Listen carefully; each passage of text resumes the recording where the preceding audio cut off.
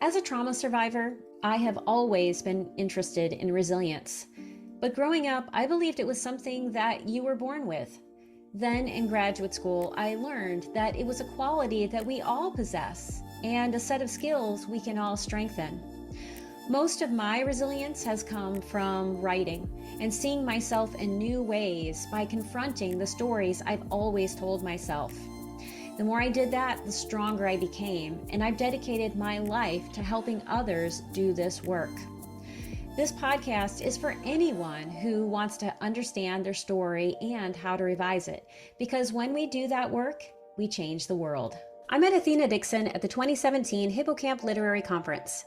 Soon after, we joined a writing collective where we got to know each other better, and I got to watch her career blossom.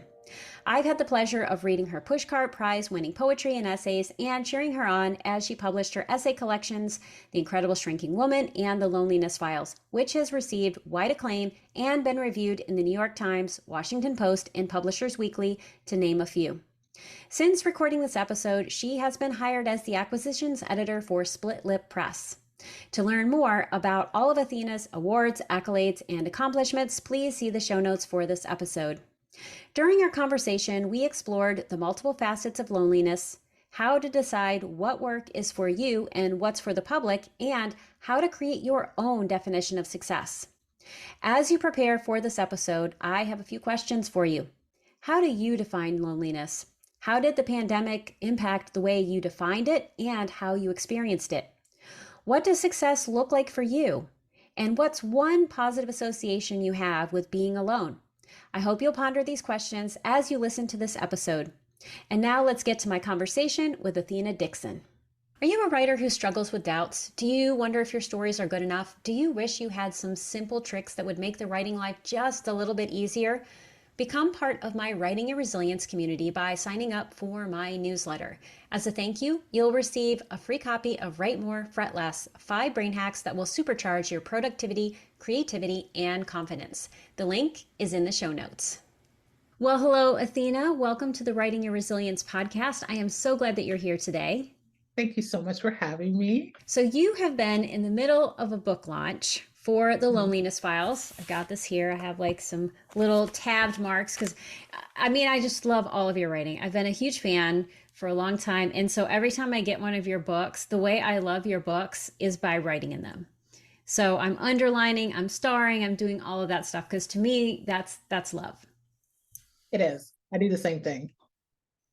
So because you just launched a book, what would you like us to know about The Loneliness Files? And what would you like us to know about you?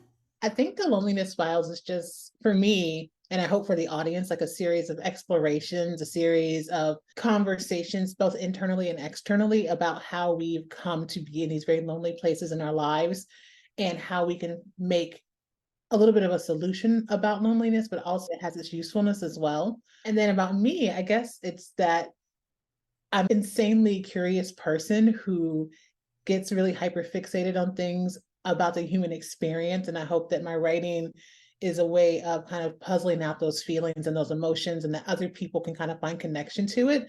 And that alone makes me feel like I've accomplished something in my work. Well, I can definitely say that I have seen the curiosity on the page, and you make me more curious about the experience of loneliness. It's been an issue for a long time for a lot of people, and I think COVID really brought it home. And so what was the inspiration for you? You talk about it a little bit in this book, but what would you like us to know?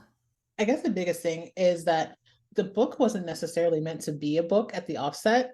What happened is that I went from working in this office 5 days a week to being alone in a 2-bedroom apartment with no partner, no pet, no family in the city. And so what I thought would be 2 weeks of just like relaxation and resetting turned into roughly 3 years of me working from home. Yeah. And so I got really, really, really lonely in a way that I wasn't lonely before. I thought that because I had this sense of independence that I was okay. And so I got really hyper fixated on video game walkthroughs and listening to them during my day because I could hear like the lull of conversation and voices starting and stopping. And that eventually led me to watching videos about mysterious disappearances and mysterious deaths. And I got really, really into them and came across the story of Joyce Carol Vincent, and I saw myself in her. And so because I saw myself in her and there was this curiosity and this fear about her, I decided I was going to start writing about my own feelings. And that eventually, about 8 essays in, morphed into thinking I was writing a book about loneliness and disconnection. Yeah, and that first essay, I will not stop thinking about that. So, do you want to tell us a little bit about Joyce and what you learned about her? Because I think that this is such a great hook for what you write about in this book and all of the essays that you've created. So Joyce Carol Vincent was a British woman. She was, at the time of her passing, 38. She was kind of like everything you expect people to be in the world. She had corporate jobs. She had, I believe, 4 sisters. She had a fiance at one point. She was very beautiful. She was very, very connected to the world. But at some point in about 2003, she kind of just let go of her life. And Mm. she kind of isolated apartment above a shopping center. And around Christmas time in 2003, she passed away. They did not find her body until 2006. And when they found her, she was still in front of the television. The television was still on. Her utilities were still on. There were Christmas gifts beside her, but she had died. Mm. And so then this story kind of unfolds of like, how does a person disappear for 3 years who's very much connected to the world and nobody knows that she's gone? And it was kind of like this exploration into how a person can like slip through the cracks of society. And she was like the poster child for this for me. Yeah, I think that was one of the things that hit me so hard was how could someone not know? For 3 years, no one questions it at all? Yeah, they said that well, they think one of her neighbors knocked because our television was a little loud, but she didn't answer, so they let it go. The smell of her decomposition. There was like a mall below her apartment, so they thought that it was like the dumpsters. So like all these little clues that would put people into the mindset of like something's not right, kind of just fell by the wayside. And it wasn't until all of the social programs that kept her rent paid and her utilities on could no longer like exist around her absence that people realized we have to go evict her. And that's how they found her. They went to go evict her from her apartment and then they found her body. Yeah, that is just bananas to me that that's what happened. And what I love about this book is that you use these very public things that happen as a way to draw inward. And I've been really sitting with what that was like for you in COVID to be just in an apartment by yourself, sitting there with everything being mediated by a screen Yeah. and while living in a big city. When we talk about loneliness, there's isolation, and that's one form of loneliness, but there's another form of loneliness where you are in a huge group of people and you feel alone. And there's a way that living in a big city, as you do, I would imagine it's a little bit of both. Did you have that experience? I think so. Those 3 years during COVID, which is one of the lenses that the book gets told through, was that I live in this apartment building, and it's a small apartment building by city standards. I think there's 36 apartments in my building. And I realized as COVID kind of went on, I don't know my neighbors' names. I may know their last name because it's on the mailboxes downstairs. We may have passed each other in the elevator on the stairs, but I know nothing about these people, but I live in the center of them. I live in the city with 1.5 million people, but outside of like passing like hellos and like the post office or the grocery store, there's no connection. Like, and you could be surrounded by all these millions of people and there's nothing. And Yeah. then individually, I'm isolated because I'm so far away from my family and I'm so now far away from my friends that it was just like this concentric circle of isolation with the bigger city and then the individual family unit and then the individual apartment. And it was just really hard to escape from. Yeah, it sounds absolutely relentless. And I just keep sitting with that relentlessness and how hard that can be. And yet, you were able to take this experience and turn it into a book and really look at all of it, these different facets of loneliness. And what was interesting for me when I was reading this is that you speak about your individual experience and you do this so well. And I mean, you're a poet in addition to writing all of this prose, and it shows in this book. But you write about this in a way that is so intimate, it feels like you're writing it to me. And there are some things that you write about that are so specific that it speaks directly to my experience, even though you and I have had very different experiences in the world. And when you were writing this book, did you know that you were doing that? Or have you heard this before? I'm starting to hear it a little bit more because people are starting to come to me and say that they found things that resonated with them and that they felt like in some way I was giving voice to their experiences.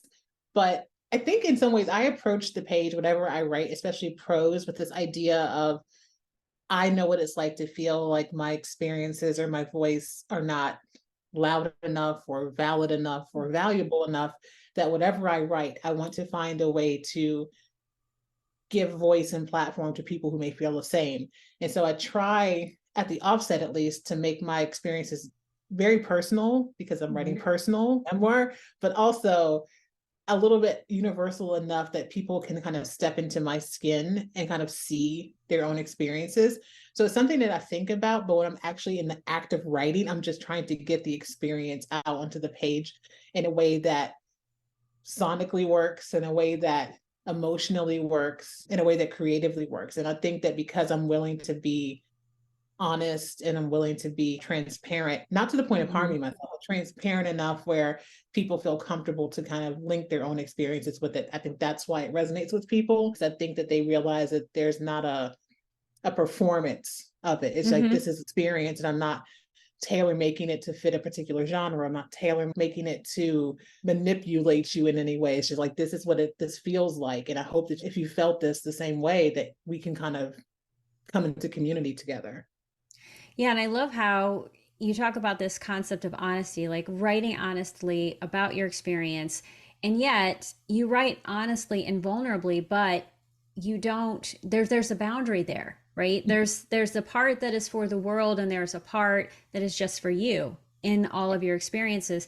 How do you manage that? Because I think that's a huge issue for a lot of writers, and especially we live in this very confessional world. Social media is like, tell us everything. And yet, sharing everything isn't necessarily in service to you or to anyone else. I think the first thing I always do when I get ready to write something, especially something that's really personal, is I start to think about a few things. One is I really ask myself, is this something for public consumption? But there are certain experiences that I write about, and I've joked about this over the last couple of weeks of my book tour, that I have this folder called Good Morning Heartache, where I just write stuff that I need to get out of my body and my Mm-hmm. brain, but I don't want to put it into the world because either it's just mean spirited or it's hurtful or it's harmful to me or other people, or there's something unresolved about that situation that I'm not ready to kind of like put in the world. Because once you put it into the world, you can't control how people analyze it. You Yeah. can't control judgment of it. You can't control how long you're going to be asked about it. You can't control anything. It's in the world. It doesn't belong to you anymore. And so I always have to ask myself tough questions like, yeah, this could creatively be really, really good, but what's the harm? Like, what's the damage of Yes. putting this into the world? And if I'm sitting at a conference or I'm doing an interview or somebody emails me, is it going to cause me harm by having to respond to that or to answer a question? And if I can say yes, then it's not time to put that into the world. But I will say there are times that I've circled back to stuff that I thought I wasn't ready to write about, but there was years like between Mm-hmm. experience and me putting it in that folder and me actually writing about it. But I think I also approach writing the way kind of I approach social media. Like my social media, I feel like I am very honest. It's not always pretty, but there's nothing that I put on my social media, despite sometimes I might be crying or I might be upset. Like there's nothing that I put on my social media that I'm not willing to talk to somebody about, because I think that it's important as a writer to be, again, transparent with the highs and the lows, just as I think you owe it to your readers as a writer to be transparent about the highs and the lows, but also to not do harm to yourself. And I think readers can tell when you're being salacious for the sake of being salacious. And I'm not willing to sacrifice those things about myself, but I'm also not willing to hide very real experiences in order to paint a picture of a person who doesn't really exist. Yeah, and I love that you do that, and I think it's so important. And when it comes to my social media account, and in some ways, my newsletter and everything that I do, there's this aspect of if I wouldn't shout it in Walmart, or maybe shout it to a friend in Walmart. Let's say Yeah. that, like maybe not to everybody, but if I wouldn't do that, maybe it's not ready for the world because of the very things that you talked about. The fact that once it's out there, it doesn't belong to you.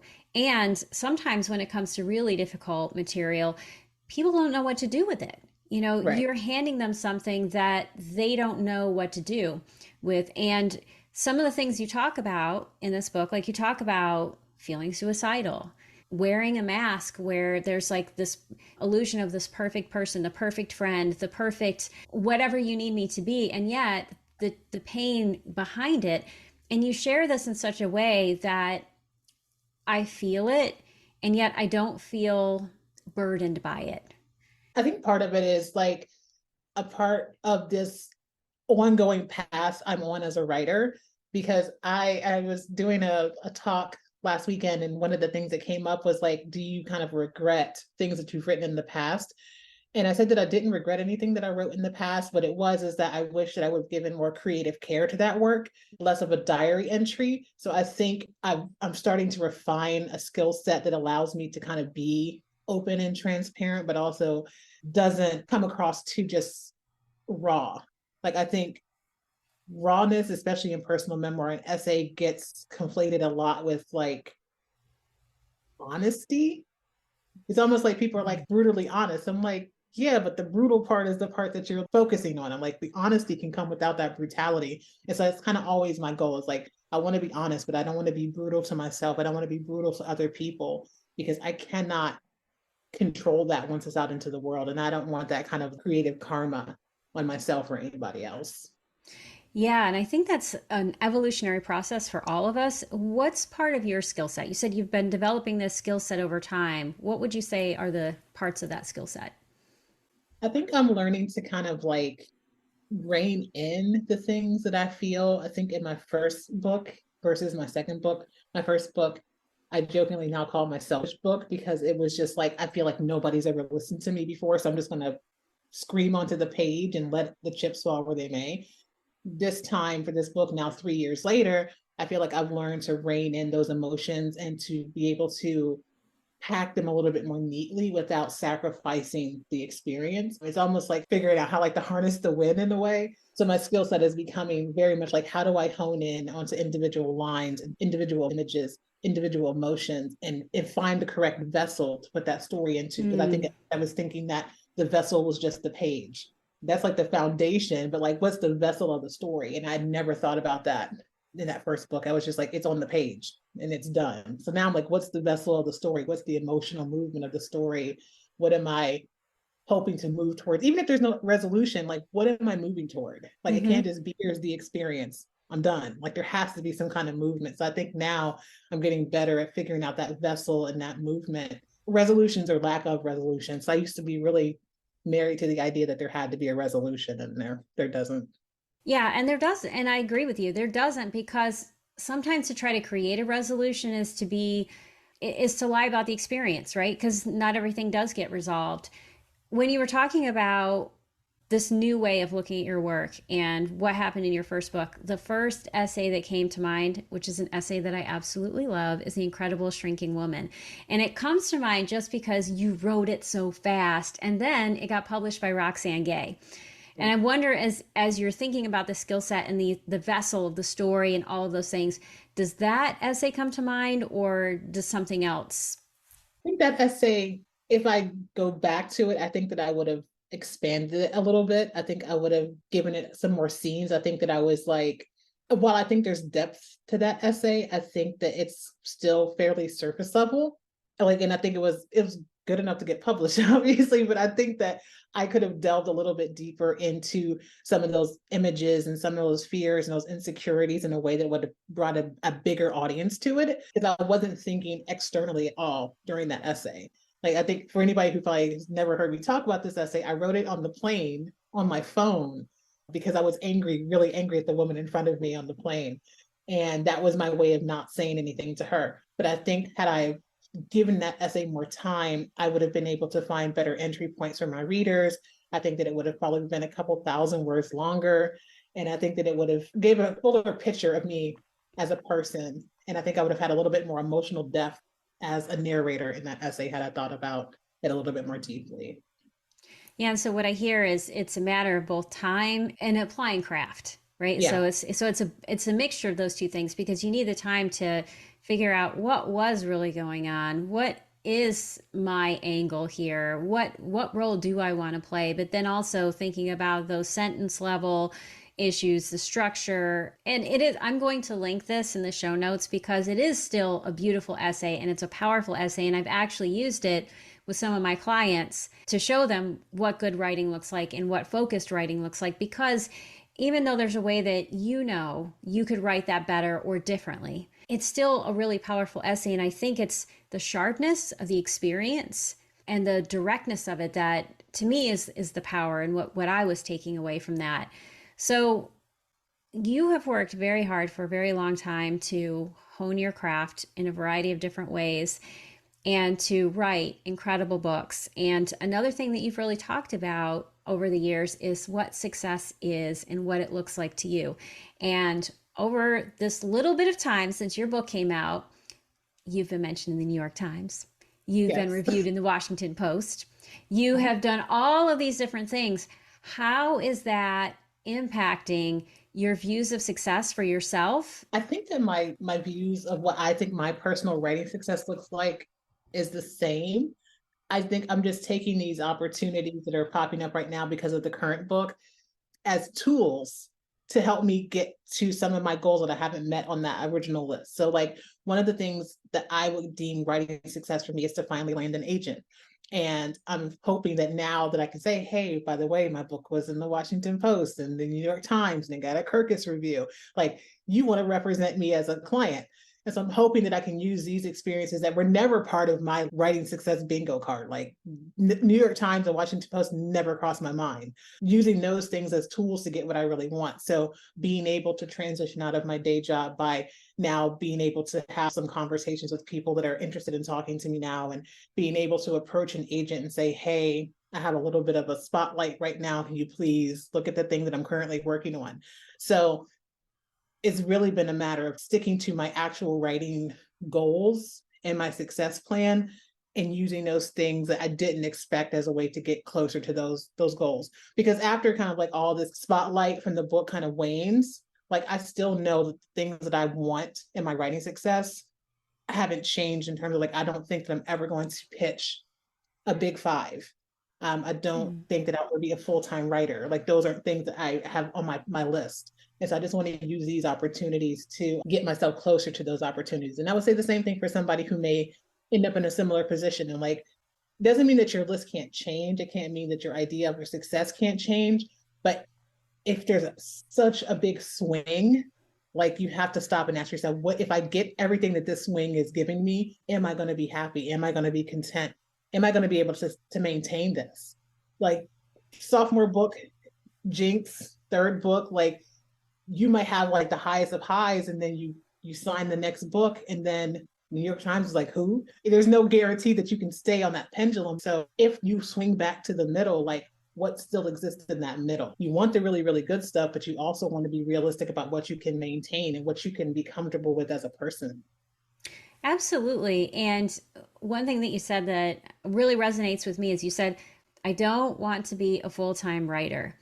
And honestly, I don't want to be a full time writer either. I have very specific reasons, which I can share in a moment. But I'm curious why you say you don't want to be a full time writer when you got all this writing success coming at you. Practically, and I'll say this, like practically, I need a steady paycheck. I'm a single person who lives very far from her family. I don't come from generational wealth. My parents are retirement age. My sister is 12 years younger. My income is my income. And if I don't have steady income from whatever source I have steady income from, it impacts my day-to-day life, where I can live, what I can eat, what I can drive, insurance, like those things are very important to me because right now in my mid 40s, the foreseeable future, I'm it. Like, so I have to be able to plan to take care of myself. So practically it's money.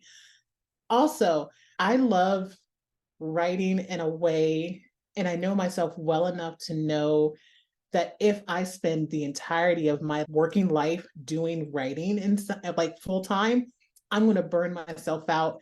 I'm going to find some level of resentment. I'm not going to enjoy it as much because it becomes a chore. Like if my livelihood is directly tied to how many books I can sell or how big of an advance I can get and how I can earn out that advance, I know that I'm not going to be happy because it becomes all business and not creativity. Like Mm-hmm.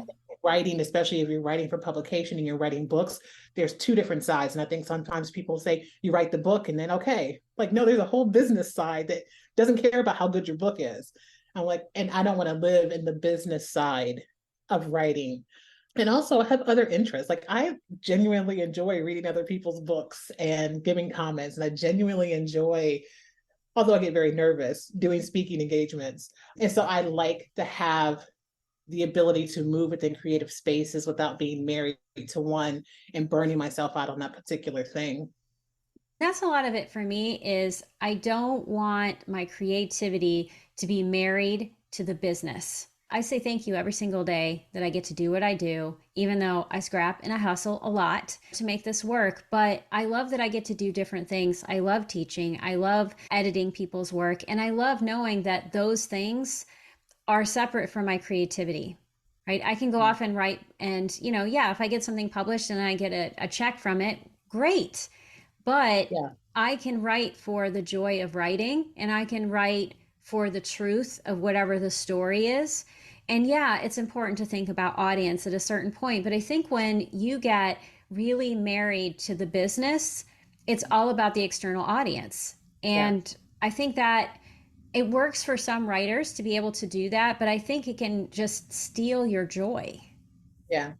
I think too, it's sometimes I might even like boil down to genre because I can't imagine as a creative nonfiction writer or an essayist who's writing very personal stuff if my entire livelihood was dependent on mining myself and my brain and my experiences to sell books at a clip that will allow me to have a comfortable life.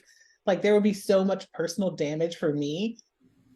And then at some point out of like experiences that you have a distance to, that you're writing in the moment, and that is a slippery slope because then you become a data miner. You're not even living Mm-hmm. a full life. You're writing for content. And I mentioned in a course group of people I was talking to last week, and it's like the curse of the influencer, that content becomes more important than living. I'm like, I never want Yes. to be in a situation where I'm concerned about the content more than I am the lived experience. And so for me, it wouldn't work. Amen to that. And I think about that with like social media as just an example. Like I am a person who I have social media accounts. I'm working on Instagram and doing different things that are in alignment with what I do. Yeah. But and I have someone who helps me, and I'm very transparent about that because I think that's okay.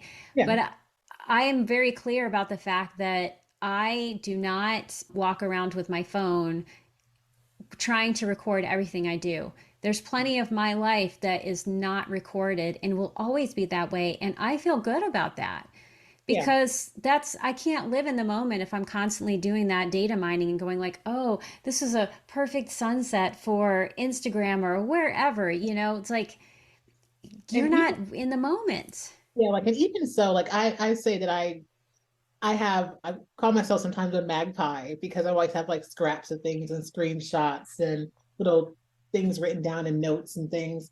But even with that, I'm like, even in those moments where I'm like, this might be something useful for later, I always am very cognizant of the idea that there has to be some distance because if you're writing it in the moment, I think there's so much potential for manipulation that you can tailor the experience to what you're writing versus you writing what actually happened. And so, like, I never want to be in a situation where I'm writing too closely to the thing that I've lived because it's for me, because I'm not a person who writes articles or hot takes, like, can never do that. I don't want to write too closely to the experience because I don't have any kind of space to puzzle out how it may connect to other things in my life and what is the kernel of curiosity that's drive me towards this other than this flash or something in a moment. Doesn't mean that I don't catalog it, but I'm not actively going out to create based on it because it's just not enough distance for me. Absolutely. And I think that's really important. And I taught this course for Jane Friedman recently on the psychology of memoir. And we talked a lot about memory. And one thing that happens with memory is that you take in all of these experiences and then you record them in your brain. But the more you rehearse certain parts, the more that becomes the memory. And so if you're spending a lot of time not just recording, like I think it's great to journal and it's great to get all of these things down when they're fresh, if it's something powerful for you. But when you start trying to manipulate it for an Mhm. audience, you actually take away the capacity to make those connections because you solidify certain parts of that memory and you can actually erase or Mhm. minimize other parts because that's how the brain works. It takes those things away because you've identified them as not important. Mhm. Yeah, I think it's like passion versus performance again. Like you can tell when something is because you're being led somewhere very specific, because you're being shown a very specific face or a very specific whatever it may be, versus somebody being just so passionate and curious about something that they're willing to share it with you. Like, and I think that because we exist in a world, and I say this all with the person who's very, very much connected to social media and online life, but I think that there's this weird tipping point that we've like messed up where we're thinking we're so used to the curated lives and we're so used to the highlight reels and we're so used to like content creation and now influencer being a real job, a real career, that we forget like the social part of social media, and we forget that what it was at its onset was like just a way of connecting with the community versus branding or selling or curating this perfect facade. Like, and all those things have its plate, they have places, like you need like organized structures for things, but I think that that can't be the only way that people engage with it. And so at least on my end, I try to do my best to have a mix of like, hey, I got to promote this thing, so here's the performance part, but also here's the passion part that I'm ranting about a random book in my stories today. So like I think there needs to be a balance, and I'm hoping that that becomes more of the norm as we go on. Absolutely, because I do think that when you don't have it, it makes it so performative, and also it enhances your sense of loneliness because you aren't engaging with other people. It's like one more screen that you are putting stuff out there, and I think there's two ways that it can make you lonely. Is one, if you put things out there and you don't get the likes or the comments or all the things, the feedback, Yeah. that can make it feel like that can enforce reinforce this idea that, oh, maybe I don't matter, maybe what I have to say doesn't matter. But then there's this idea that if you're always just performing, you're never authentic. Yeah. It's very much digital loneliness. And I think that because we are so hyper connected and we have access to each other so often and pretty much 24/7, is that people assume that all connection that exists on social media is, I don't want to say good connection, but it's valuable or valid connection. And it's easy, like you like, I don't think people pay attention because it's so ingrained in our everyday lives and how easy it is to scroll and double tap or Mm-hmm. scroll, hit the like button or scroll and hit retweet without actively reading the caption or looking at the real, like really ingesting and paying attention to what people are putting into the world, because it's like just muscle memory at this point. And so there's a loneliness and being that detached from yourself and detached from others, that even though you're touching, but there's a disconnection here. There's like, it's like a buffer, and it's just muscle memory at this point. And like, so I don't, I'm like, I will say, I'm like, I'm not above the muscle memory at all. I'm more on Facebook than I am anywhere else. I'm a lot muscle memory on Twitter. Twitter is just me reposting stuff that people tag me in mainly.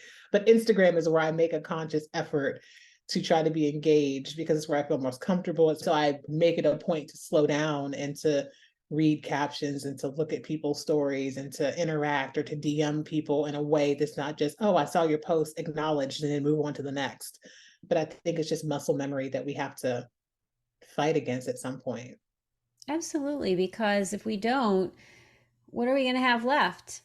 A bunch of screens and nothing, and I think especially men, there's this huge epidemic of men who have no friends, and I think this is happening for women too, where our worlds are becoming smaller and smaller, that we don't have strong connections because so much is mediated by screens and we spend so much more time alone. I mean, I work from home all the time and I have to actively engage with other people and make concerted efforts to have those relationships because I could just be in my house and petting my cats all day if I wanted to. And so in your book, you look at these different things. And so there's ways that you looked at other people's loneliness. You looked at your own experiences of loneliness and how, COVID kind of forced loneliness on you. But there's something that we have in common that I'd want to talk about. And that is your experience in the sensory deprivation tank, which is your intentional going into a space of isolation. Yeah. I, oddly enough, stumbled across that on Groupon. I was heavy into ordering stuff from Groupon. It's where I learned how to shoot because I bought a coupon on Groupon and then I found the sensory deprivation tank. And for me, it was a matter of I felt like my brain is always on. Like I barely sleep. Like I barely sleep. It's because my brain is forever just going on. I'm thinking of things I have to do or things I haven't responded to, or the minute my eyes open, I'm just off and running. And so when I came across the sensory deprivation tank, I was like, the easiest thing I can do is lock myself in this tank for 90 minutes. And my phone's not around. There's no sound, there's no light, there's nothing. It's just me in some water floating in the dark for 90 minutes. And that's going to help me reset. And the first float tank, it absolutely did not work. I wasn't afraid. Like, I think some people I've talked to about the deprivation tanks are like, how do you float in the dark for 90 minutes? I'm like, that's not the fear. The fear was missing out on my life outside of the tank and what notifications I'm missing and what phone calls I may be missing, opportunities. Like, then it was also this addiction with like, I need to post this. I have to show people that I'm doing this cool thing. And it took multiple trips to the deprivation tank before I successfully like disconnected. But it took me buying a monthly membership to the float tank center before I could do it. I didn't realize how hard it would be to stop myself from being connected to everything in the world. It took a lot to do. Oh my gosh, it takes so much effort to do that. And I have had floats where it was like this blissful, amazing experience of like, just relaxing. Yeah. And then other times where, like you, my mind's like, all the stuff I should be doing out in the world. But my greatest fear in the sensory deprivation tank is getting that salt in my eyes. I've done it once. I did the pod and then I also did the room size. I write about the room size experience in the book, but the first one I did was the pod. And so it was like barely like I could just stretch my arms and touch the sides. And they had like on the hook on the inside, when you close, there was like a little spray bottle and a towel. And I didn't think about like my hands being salty when I'm trying to get these things, and just like spreading salt in my eyes was not pleasant at all. I miss doing them. I think I'm better prepared for them now because I know that the tank, I think when I went into the tank experience, I was thinking that the tank itself was going to do magic. And I was just going to get in there, turn off the lights and the music and just disconnect. I think now I'm better prepared to know that it's like an internal thing. And I'm better prepared at disconnecting my body in a way that I wasn't before, because now I'm actively realizing like how connected I always am. Like, I think before I was just thinking, oh, your body will shut down. It's like going to sleep, and it's not. I've never fallen asleep in the float tank, but I took a friend and he did. The very first time he slept like the entire 90 minutes in the float tank. I am very impressed by this person. I'm jealous because I'm like, why can't I do that? I will say that the scary, like the one that I read about in the book was scary because I think that I wasn't fully prepared for my own thought. That level, like when it's just pitch dark and there's no sound and it's just you and your brain, there is something like you can't contribute. Like, there's no external stimuli where you can distract yourself with a notification or a TV or a song. Like, it's just you and your brain in the dark. And I think that was the first time where I was like, I can't control my thoughts in the way that I thought that I could. Like, I can control them on the paper, but like just in the world, no, I can't. Yeah, and I think that, because a lot of people who are going to listen to this podcast are trauma survivors, and they may think, oh, I'm going to go into the sensory deprivation tank. And what I would say is, don't do that without a little preparation for the very reason that you're talking about. It's the same thing with having a long vacation. it can sound wonderful, but if you have a long time where you have a lot of time to yourself, your brain can be a bad neighborhood and you can have so many dark thoughts. And if you don't have ways to get yourself out of them, it's not going to be supportive to you. Yeah, it's not like physically lovely, like just floating and not touching anything for people who are going in strictly for just like their body to have a reset where they don't have to touch or like their joints are really bad. Perfect. Mind, you really have to be prepared because it's like I write in the book about the Gansfeld effect, about like when you cut off your other senses, your brain tries to fill in the neural noise. And for me, part of that was like there was this experience that I had where my eyes were closed and there was such fear because I felt like I couldn't stop seeing. Like every time I thought that my brain was kind of like, okay, my eyes are closed, I'm not seeing anything, and like just images and random memories would pop up. And it really is like this, at some levels, can be like this psychedelic experience. And so you have to be really prepared to either deal with it while you're in there, have some kind of aftercare when you get out, or have a plan that you can like decompress from the decompression, because it really is, your mind is just free. Yeah, and a free mind can be a great thing and it can be a terrible thing. And one thing they talk about with that sense of what happens to your mind is that your mind is constantly on. And what I'm curious about is this idea of being on and having the brain be on. How does that intersect with loneliness? You know, because you often think about loneliness, or at least a word that comes to my mind is absence. But I'm wondering what you learned through the process of writing this or the work you're doing. How does all of that come together?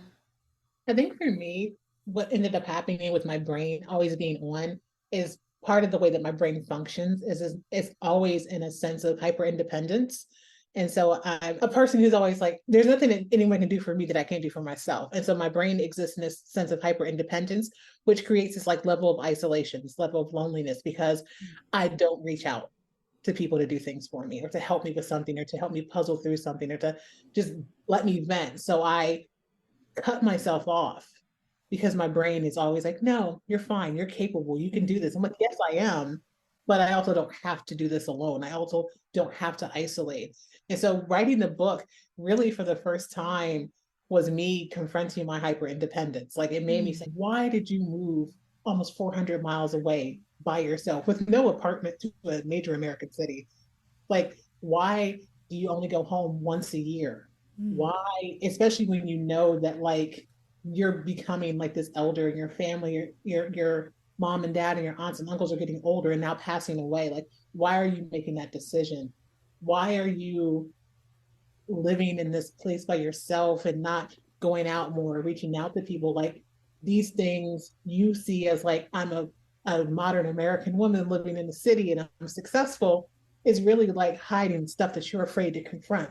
Mm.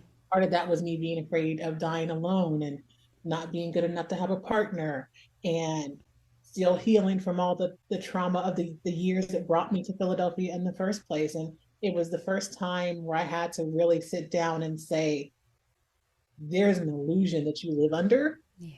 And some of it is useful for you, but a lot of it is just weighing you down. And you have to figure out what's useful about this isolation and what's not, and then start making steps towards fixing the stuff or letting go of the stuff that's not useful to you. How has the reception of this book influenced this conversation you're having with yourself around what you're confronting and what this book has helped you recognize? I think it's the reception has kind of surprised me in some ways. And I say surprised me because there's been some criticism of the book where some people have felt that it was too sad or too Hmm. depressing. And I'm like, it's called the Loneliness Files. I don't really know what to tell you. But what it made me realize is like, I think that those responses are people who are just stepping onto the path that I'm currently walking. What is the best piece of writing advice that you've received that you love to pass on to others? I always go back to what Beth Wen told me in my V.O.N.A memoir pod back in 2018. I was very much afraid of not being important enough or having an interesting enough story to be a person who wrote memoir and personal essay. And I kind of said as much in that group. And she stopped me and said, what would it mean to you to have had a person with your voice writing when you were growing? And I had never thought about it like that, because all I could see was I'm just this regular boring person, and I don't have like these experiences that are loud or boisterous. But that made me realize like there are people who need to hear what you write in the way that you write it, as quiet or as loud as it could possibly be. And so I've always made it a point from that point forward to try to write for people who feel like they don't have a representative voice in the genre. I love that. I love that. I sometimes tell people, think of the person who most needs this book or whatever it is that you're working on. Write to that person. And it sounds like you have some clear ideas of who that is for you. And I love that you received that advice. Thinking, because this is the Writing and Resilience podcast, I always like to think about, how do you tap into your resilience? Because we all have it, but sometimes we forget. What do you do? I think part of it for me is giving myself grace. And I go back to grace all the time, because I think as writers, and just as human beings in general, but as writers, I think we are very, very, very hard on ourselves. And we think that putting ourselves through the ringer is like a sign that we are strong and that we're resilient. And this rejection, and you can take this, whatever it may be, and that this industry heaps upon you, and you have to do it because you're paying these dues. I'm like, no, you're still a human being. You have a certain skill set, but give yourself the grace to feel what you need to feel. If that rejection is making you cry, cry. If you're elated because amazing thing happened to you, don't feel ashamed to celebrate that. Like, let yourself feel like the full range of human emotions. And then that's your resilience, because you're going to tap into all those things as a writer. You need those highs and those lows in order to make it through this industry. And if you focus too much on the negative part, like all the small joys that come with getting that big thing, you miss all of those steps. I don't ever want to have a writer who feels like because they're not on the New York Times bestsellers list, or they don't have an agent, or they don't have a book dealer in advance, that the publication that you get from your dream pub is not as important. Like, so celebrate all of that stuff and give yourself the grace to understand that it's not always going to work out, but you're still here. You are still here. And I think, yeah, I love what you said, because Brene Brown talks about how when you try to squash those negative feelings or focus too much on them, you also steal your joy. You have to have that full range of emotions to be able to write honestly and vulnerably. And honestly and vulnerably does not always mean writing about the sad stuff or feeling the sad stuff or the hard stuff. It's about all of it and giving yourself room for all of those things. Well, because you have a book out, this is going to also be in the show notes. Sometimes people have contracts where if people buy their book in a certain place, it's better off for them. So is there a best place to buy your book?